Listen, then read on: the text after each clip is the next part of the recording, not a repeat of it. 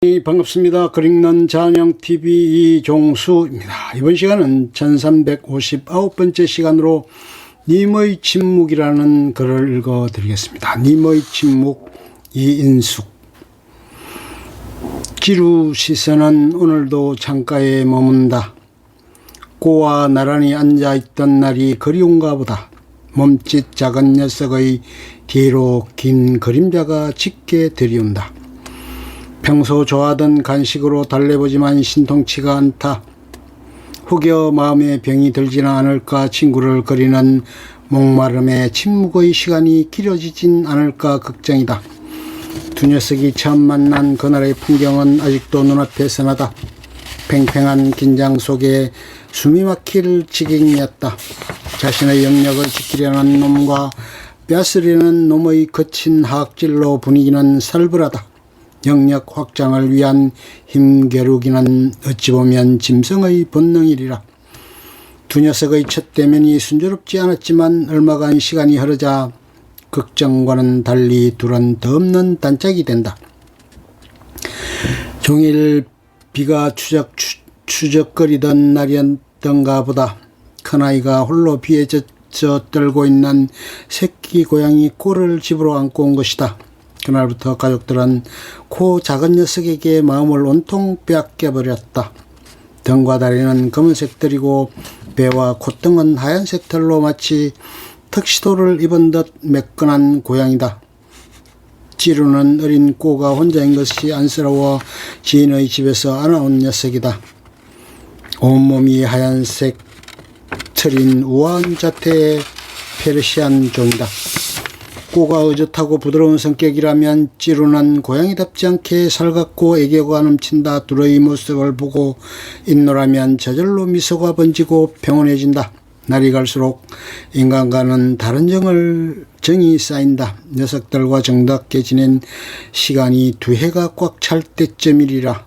꼬가 저울로 이별을 준비하고 있었나 보다. 여느 때와 다른 녀석의 행동을 일찍 알아채지 못한 탓이리라. 먹이도 잘 먹고 조용하던 녀석이 숨을 헐떡이는 걸 더운 날씨로 여긴 무지합니다. 숨소리가 심각하여 급히 동물병원을 찾았으나 이미 폐에 물이 차올라 호흡이 어려운 상태란다. 매번 정기 검진을 받아왔던 터인지라 진료 결과가 당혹스럽다. 의사의 말이 고양이는 점잖은 동물이라 아파도 내색을 하지 않는 편이란다. 말 못하는 녀석의 고통을 미루어 짐작하니 차마 똑바로 바라볼 수가 없다. 꼬의 입원을 결정하고 의사에게 꼭 살려달라고 간곡히 부탁하며 무거운 마음으로 병원을 나선다. 지루는 사라진 꼬의 치치를 찾아 사방으로 분주히 뛰어다닌다. 늘 함께하던 친구가 보이지 않는 이유를 몰라 몹시 불안한 모양이다. 안쓰러워 다음날은 찌루를 데리고 면회를 가려고 했는데 그 애틋함도 모르고 꼬는 매정히 이별을 구한다. 그리고 맥없이 꼬를 보냈다. 예고 없는 이별의 고통을 어찌 모르랴. 사랑도 사람의 일이라 만날 때는 미리 떠날 것을 염려하고 경계하지 아니한 것은 아니지만 이별은 뜻밖의 일이 되고 놀란 가슴은 새로운 슬픔에 터집니다라고 한용운 시인은 읊지 않았던가. 이별의 대상이 사랑하는 연인이든 형제든 슬픔의 깊이는 비슷하리라. 지난날 느닷없이 부모님과 사별하고 그리운 당신을 수없이 불러도 대답 없는 침묵에 절규하던 시간이 또렷하다. 투병 중인 어머니는 속절없이 말라갔다. 몸을 감싼 근육마저 제 모습을 유지하지 못한 채 앉지도 눕지도 못하는 고통의 연속이었다. 힘겨워하는 모습을 보는 것만으로 숨이 차올랐다. 저렇듯 고통스러운데 차라리 편안한 곳으로 가시면 낫겠다 생각하다가 흠칫 놀라 몸을 떨었던 기억도 여러 번이었다. 어린 자식을 데리고 지극정성 간호에 매달리던 언니에게 비하면 그저 방관자 같던 나였기에 언니의 모습을 보며 마음을 다잡았다. 희망과 절망 사이를 오가는 말없는 침묵이 길어졌다. 옛말에 불행은 연이어 온다고 했던가.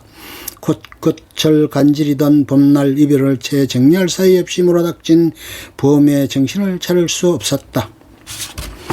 표현이 서툴렀던 당신의 속마음을 미처 헤아리지 못한 탓이었다. 어머니를 보내고 아버지와 며칠을 지내며 나누었던 짤막한 몇 마디가 허공에서 맴돌았다. 당신은 내 걱정은 하지 말라며 시열은 잘못이라고 하였다.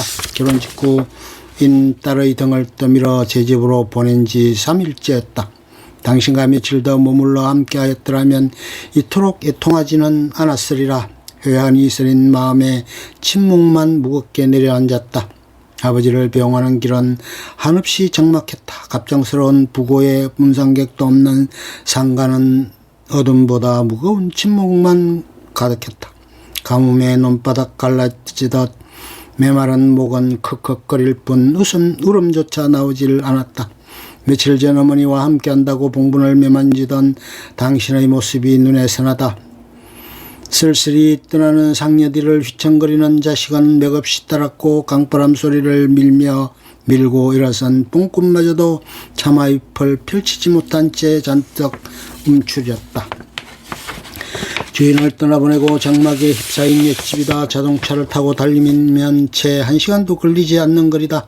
선뜻 찾지 못하고 주저하던 곳 애환이 서린 옛집 대문 앞에 선다. 마당 한 구석에 낯익은 냄비가 뚜껑이 사라진 채 홀로 뒹굴고 있다. 된장 건더기를 고기라며 수저에 얹어주고 환하게 웃던 어머니의 미소가 떠오른다. 그 기억마저도 그리운 마음에 코끝이 찡하다. 냄비를 한쪽에 바로 놓아두고 어머니의 채취를 막고자 부엌문을 연다. 온기가 사라진 부엌은 오랜 세월 탓에 천정이 무너져 뻥 뚫린 채 하늘이 주인이다.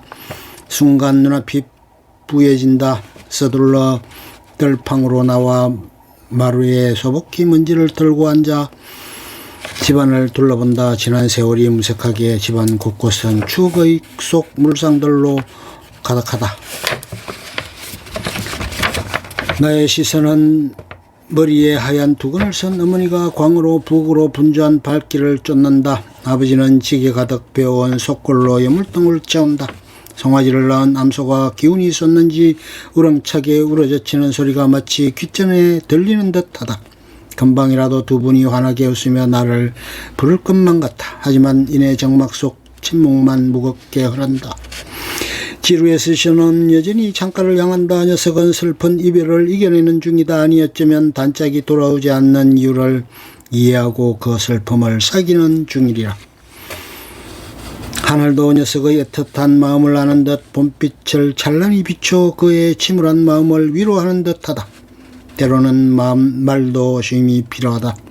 인간의 가장 깊은 감정은 대개 침묵 속에 자리하고 있다고 했던가.